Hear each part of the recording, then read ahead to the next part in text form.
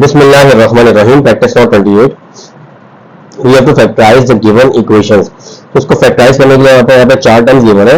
हमें क्या करना है, मैं स्टार्टिंग की दो टर्म में से कॉमन ले लेता हूँ और लास्ट की दो टर्म में से कॉमन ले लेता हूँ।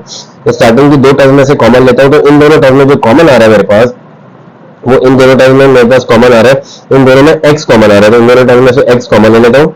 इसमें से x कॉमन लूंगा तो ये रह जाएगा y, यहाँ पे y बचेगा और यहाँ से x कॉमन जाएगा तो यहाँ आ जाएगा 4। नेक्स्ट, इन दोनों टर्म्स में से कॉमन लेता हूँ, इन दोनों टर्म्स में से मेरे पास कॉमन आ जाएगा, इसमें 3 और 12 में से मैं 3 कॉमन ले लेता हूँ।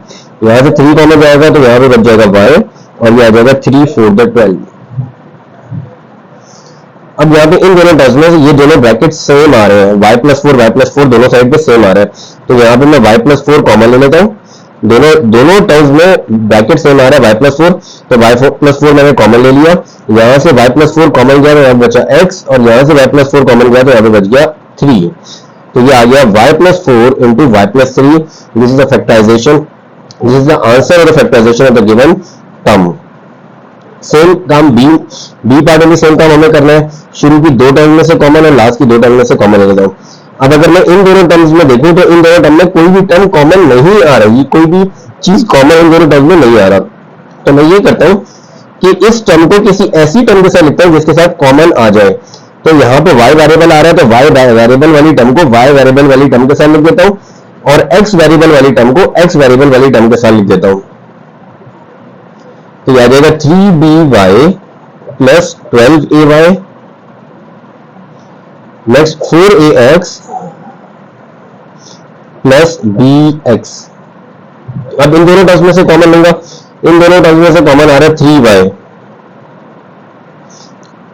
तो यहां से 3y कॉमन लूंगा तो यहां बचेगा b और ये आ जाएगा 3 4 12। यहां से y कॉमन चला गया तो a आ जाएगा, 4a आ जाएगा। नेक्स्ट, इन दोनों में से कॉमन लिखते हैं, इन दोनों इनमें कॉमन आ रहा है x, यहां से x कॉमन जाएगा तो ये बच जाएगा 4a और यहां पे आ जाएगा b। अब इन दोनों ब्रैकेट में ये ब्रैकेट आ रहा है b + 4a और ये आ रहा है 4a + b, तो एक ही चीज है। b + 4a हो या 4a + b, दोनों चीजें सेम है। जैसे फॉर एग्जांपल कहीं अगर 2 + 3 लिखा हो या 3 + 2 लिखा हो, दोनों का आंसर सेम आएगा।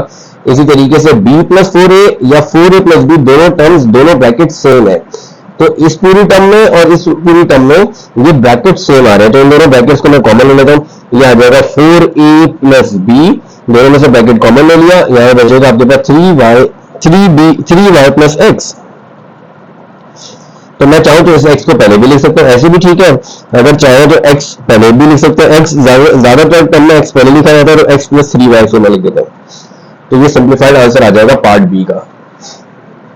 Next part C. Part C में भी चार टर्म्स गिवन है, इन दोनों टर्म्स में से मैं कॉमन ले लेता हूँ और लास्ट की दो टर्म में से कॉमन लेता हूँ। इन दोनों में हमारे पास x³ - x², तो इन दोनों में x² कॉमन आ रहा है, x² कॉमन लूंगा, x³ में से x² कॉमन जाएगा, बाकी बचेगा x - x² कॉमन गया तो बच गया 1। अब इस टर्म में -y + x में से कुछ भी कॉमन नहीं आ रहा, तो यहाँ पे x - y आ रहा है, यहाँ पे -1 + x है। तो मैं ये करता हूँ कि यहाँ से इन दोनों टर्म में से -1 कॉमन ले लेता हूँ। तो जब माइनस कॉमन लूंगा तो साइन चेंज हो जाएगी, ये वाली टर्म जिसके साथ नेगेटिव था वो अब पॉजिटिव हो जाएगी। बल्कि अगर मैं माइनस कॉमन लेता हूं तो 1 पॉजिटिव हो जाएगा, x नेगेटिव आ जाएगा, जबकि यहाँ पे 1 नेगेटिव है, x पॉजिटिव है, इसका मतलब है -1 कॉमन ही, +1 ही मुझे कॉमन लेना पड़ेगा। तो जब +1 कॉमन लूंगा तो सेम साइन के साथ टर्म आ जाएगी -1 + x। जब कुछ भी दोनों टर्म में कॉमन ना आ रहा हो तो 1 कॉमन ले लिया जाता है।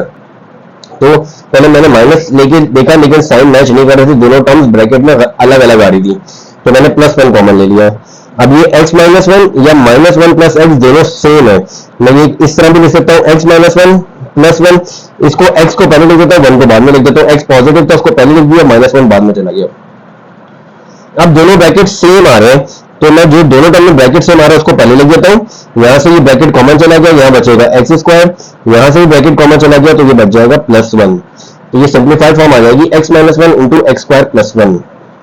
Last part of this practice now, इन दोनों टर्म में से कॉमन लेता हूँ। इन दोनों टर्म्स में से एक तो 2 कॉमन आ रहा है और x कॉमन आ रहा है, तो यहाँ से 2x कॉमन आ जाएगा, यहाँ से 2 कॉमन जाएगा तो 2 × 3 = 6, x भी कॉमन चला गया, बाकी रह जाएगा y और नेक्स्ट आ जाएगा 2 to the 4x कॉमन चला गया। इन दोनों टर्म्स में से कॉमन लेता हूं तो इन दोनों टर्म्स में z कॉमन आ रहा है, तो z में पॉजिटिव ही कॉमन लेता हूं क्योंकि ये वाली टर्म -2z नेगेटिव है, तो जब यहां से 2 कॉमन z कॉमन जाएगा तो -2 बचेगा और यहां पे भी 2 वाली टर्म नेगेटिव ही है, तो इसका मतलब पॉजिटिव z कॉमन ले लेता हूं। यहां से पॉजिटिव z कॉमन जाएगा तो ये -2 बच जाएगा, यहां से z कॉमन जाएगा तो पॉजिटिव 3y बच जाएगा, तो ये आ जाएगा 2x 3y -2 प्लस z।